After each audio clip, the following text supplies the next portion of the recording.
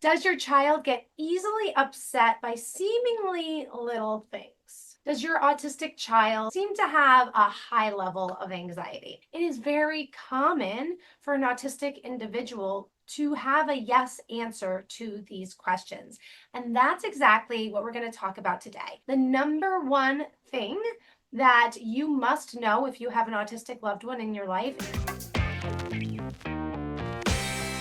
Hello, Mindshaper YouTube family. It's Rebecca Robbins here again. It's a new month. I've got some new hair, and we are going to put the buddy group content on pause for now, just for now, and dive into some new topics. We're starting off with a three-part series of the three most important things you must know about autism if you have an autistic person in your life. Today, to kick off part one, I'm going to start with asking you a few questions. As you're listening, just go ahead and raise your hand if the answer is yes to these questions. Does your child do best when they have a solid routine? Raise your hand. I know you want to. Does your child get upset or thrown off when that routine is disrupted? I'm sure we've got some hands going up. Does your child have difficulty being in large, noisy social gatherings? I bet we've got some hands going up for that one too. Does your child get easily upset by seemingly little things? And finally, overall, does your autistic child seem to have a high level of anxiety? All right. If you're starting to feel like, man, I better just keep my hand raised rather than putting it back up and down, or your arm's getting tired because you've been holding your hand up for all these questions, I'm not surprised. I kind of set you up because it is very common for an autistic individual to have a yes answer to these questions. And that's exactly what we're going to talk about today. The number one thing that you must know if you have an autistic loved one in your life is nervous system regulation. And that is very closely connected to anxiety and why you answered yes to all of those questions that I just asked you about your child. Let's go into why nervous system regulation is such an important thing for you to know if you have an autistic loved one in your life first. And then we're going to go into some simple things that you can do to help with this in real life with your child. All right, so first, why is nervous system regulation a must know if you have an autistic person in your life? Well, I mean, just by virtue of saying yes to all of those questions I asked at the start of this video, that in and of itself is enough reason to know about this stuff. But I'm going to start off with giving you some statistics, and these statistics come from autistica.org.uk. They're a little bit frightening, and they're about anxiety in the autistic population. They report that 2 in 5 autistic people are diagnosed with anxiety disorder, but even more than that will experience symptoms of anxiety over the course of their lifetime. Anxiety disorders affect 42% of autistic children as compared to only 3% of neurotypical children. Mental health issues affect 79% of autistic adults.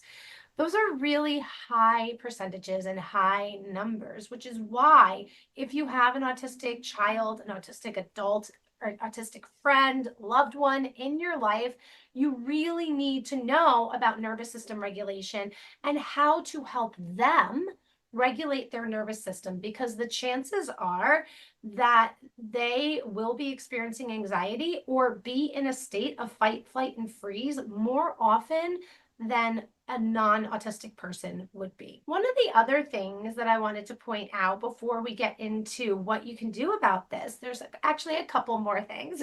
One is I want to talk to you about something that Barry Prizant in his book, Uniquely Human, A Different Way of Seeing Autism, talks about right from the get-go that you need to know about autistic people. He says that autism can best be understood as a disability of trust. Now, this is a quote from him. Because of their neurological challenges, People with autism face tremendous obstacles of three kinds: trusting their body, trusting the world around them, and most challenging of all, trusting other people. Let's just break these down. I think I've talked about this in another video, but it is worth a refresh because this is very, very, very important. There's three aspects that are difficult for an autistic person to trust. Trusting their body. This is talking about a few things. It's talking about their sensory processing system and not being able to control how their body will receive sensory input from the world around them, or not knowing the impact that being in a certain environment might have on their sensory system. If they have been in a similar situation in the past and their body reacted negatively in the past, can't you imagine that that would cause a person to have a level of anxiety about putting themselves back in that situation in the future?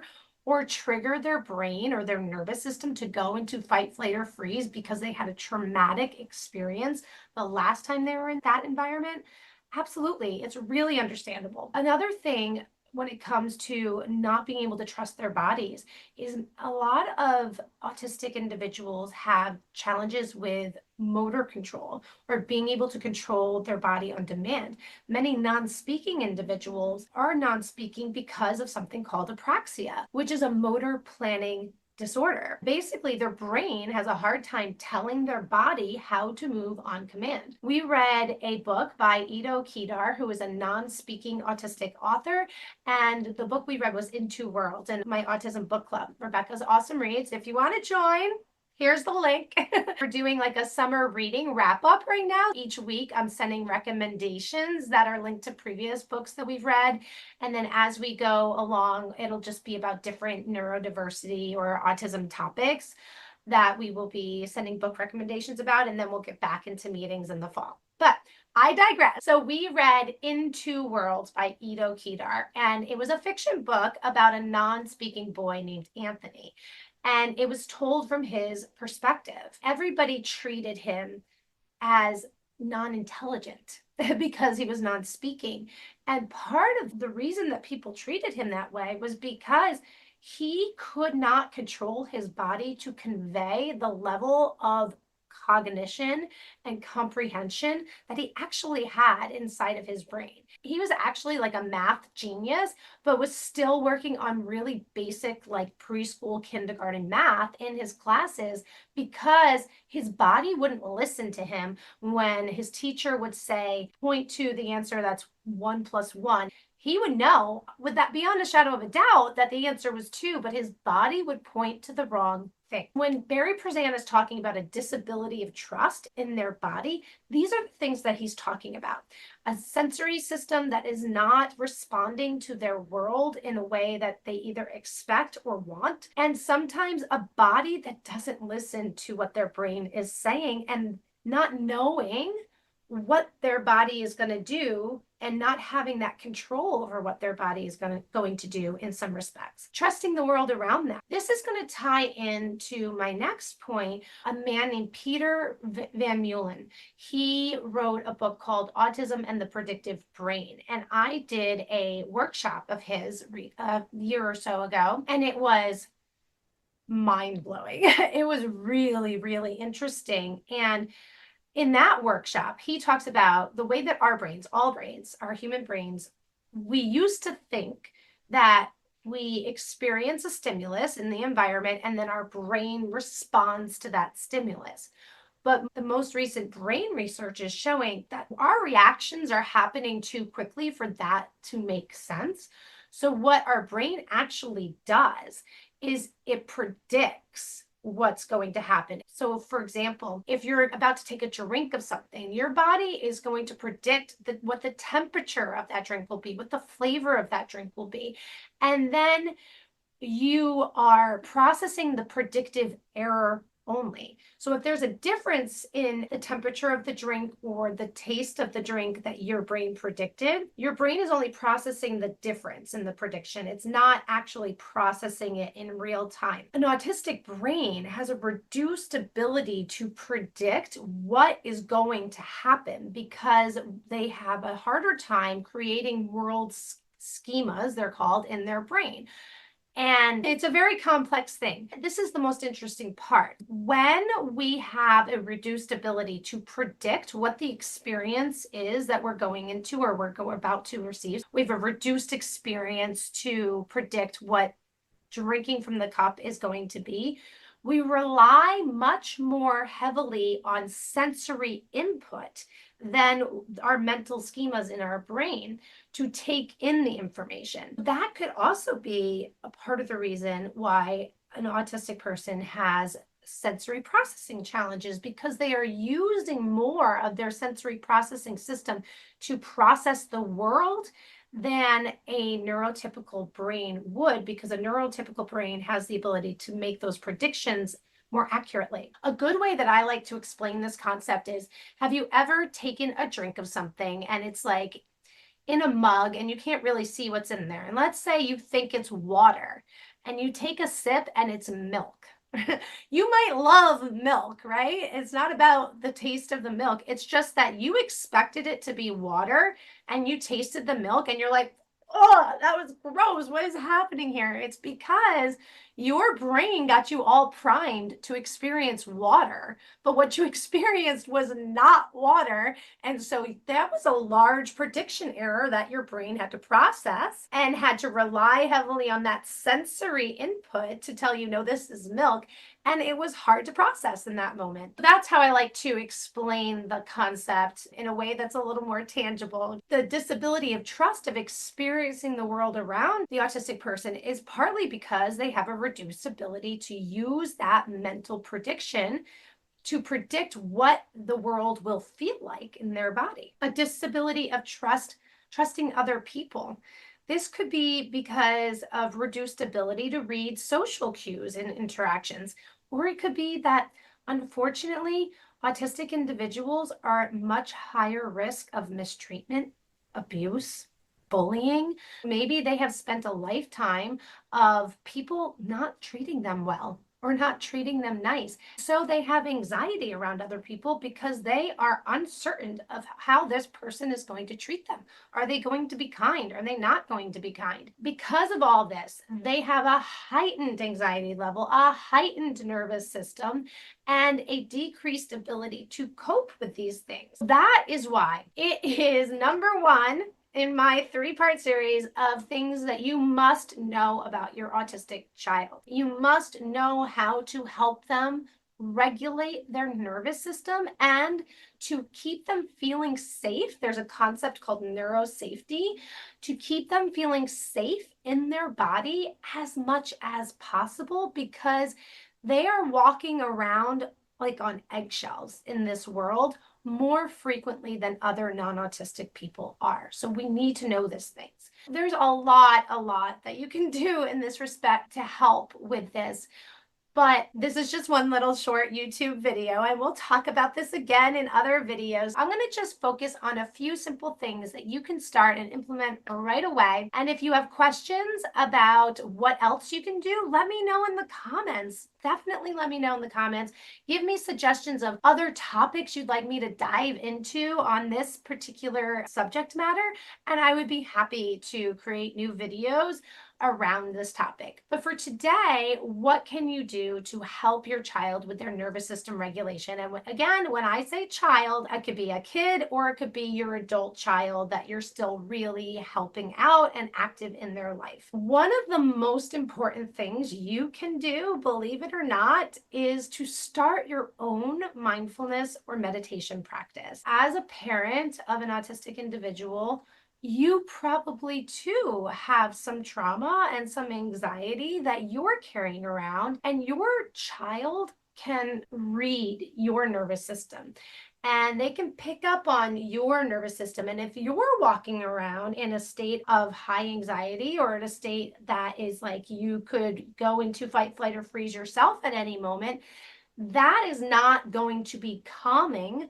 on your child's nervous system. Your child will sense that. And if you do a regular mindfulness and meditation practice, it also helps you maintain your own cool, calm, collected state to help your child through their anxiety and through their meltdowns and through the challenging times with your child. I remember times where I was working with students in my therapy room, and sometimes you just have to wait out a cry, right? Or wait out a tantrum. And I would practice my box breathing while I was waiting out the tantrum. And that was keeping me really present. The child knew that I wasn't checked out of what was happening. I wasn't ignoring him. I was very present, but it also let the child know that I was calm, I'm present, I'm calm, I'm here, and I'm ready for when you're ready. Box breathing is a really great breathing strategy that is super calming on the nervous system that you can literally practice anytime, anywhere, and no one even has to know you did it. In fact, I did this driving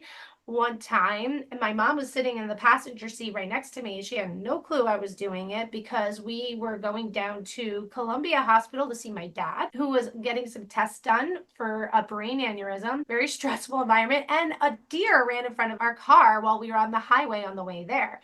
So after we got the rental car situation figured out, we still had to go see my dad. I had to get back on the same road I had just driven on that I had just gotten hit by the deer. And it was very, very stressful. I was triggered. I was very activated. And the only way I got through that drive was by doing box breathing. And it's simple. I like to breathe in my nose and out of my mouth. Some people say you can do it for a count of 5. I usually say a count of 4, but you breathe in for a count of 4. You hold your breath for a count of 4. You breathe out for a count of 4, and you hold for a count of 4.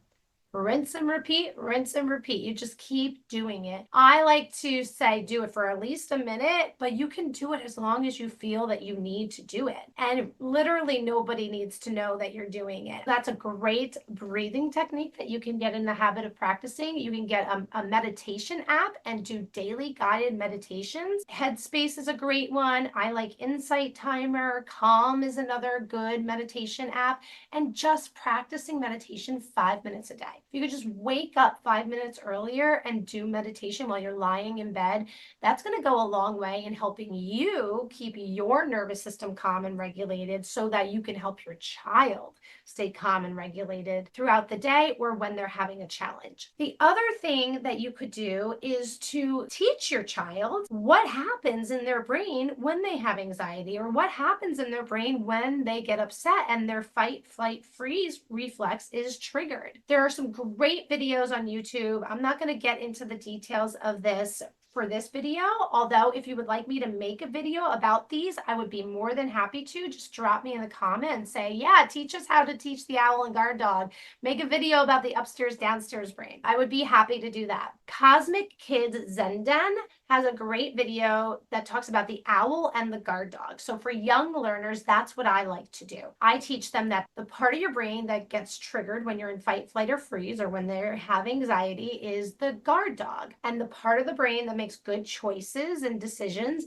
and can learn and pay attention is the owl. You watch this video, and then what I like to do is show different pictures of kids demonstrating different emotions or concentrating at school or looking stressed out at a test, things like that, and help them identify who's in charge of this kid's brain, the owl or the guard dog. And then for my older learners, so teens to adults, search on YouTube upstairs brain, downstairs brain. I like the ones that are like the drawing sketch and explains the upstairs brain and the downstairs brain. And same thing. So instead of the guard dog, you have the downstairs brain. And instead of the owl, it's the upstairs brain. It puts it in terms that your child can understand, or your young adult, your teen can understand. And the best thing about this, first of all, it teaches them that there's nothing wrong with them because they have upset or have meltdowns or have anxiety. It's actually just how your brain works. And this happens to everybody.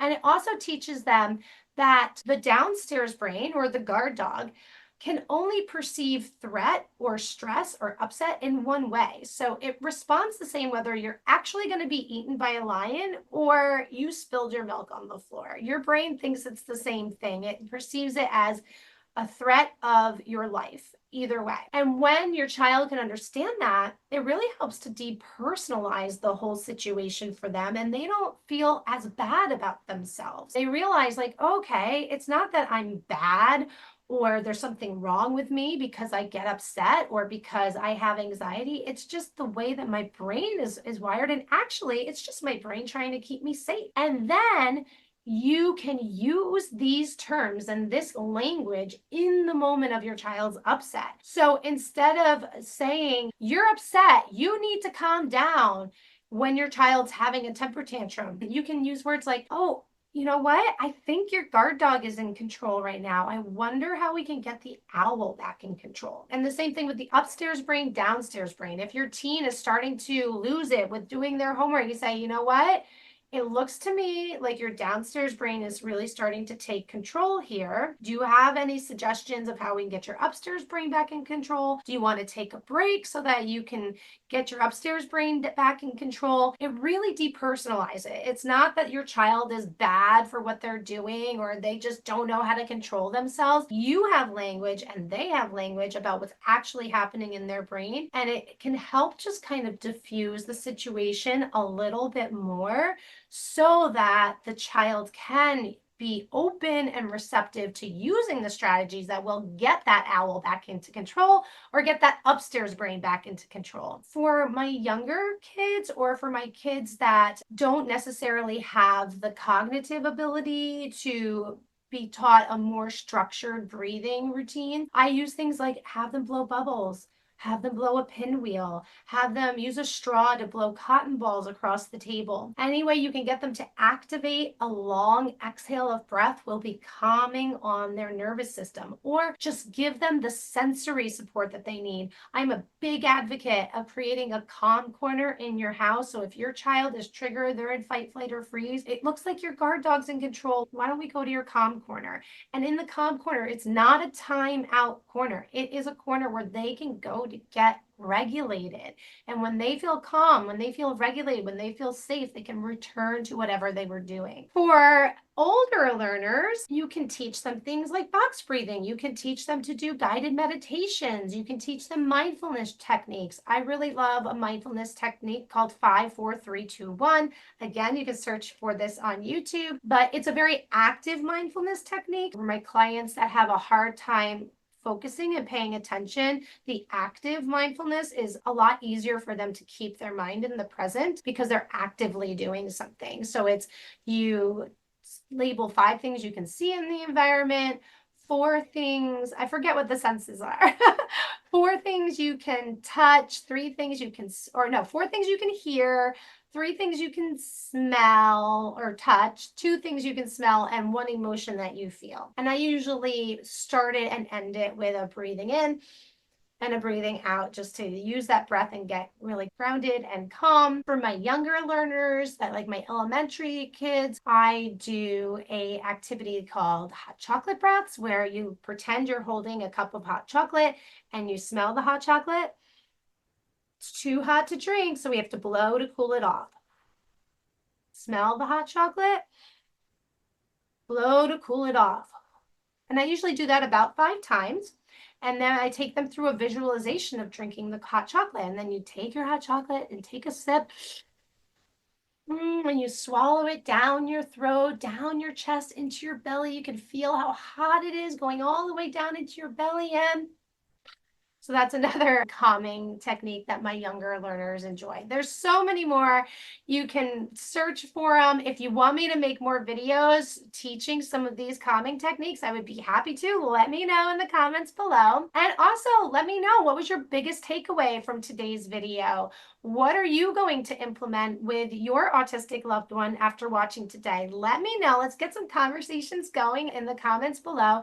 And please let me know what you want to hear from me about, more about, and stay tuned for the next 2 weeks, because we have parts 2 and 3 of the 3 most important things you must know if you have an autistic person in your life. I'm not going to give you any spoiler alerts and let you know what the topics will be. You'll just have to tune in next week and the week after. I hope to see you there. Like, subscribe, and share, and and go be merry and enjoy your summer. I hope to see you back here again next week and the week after for parts 2 and 3. Bye.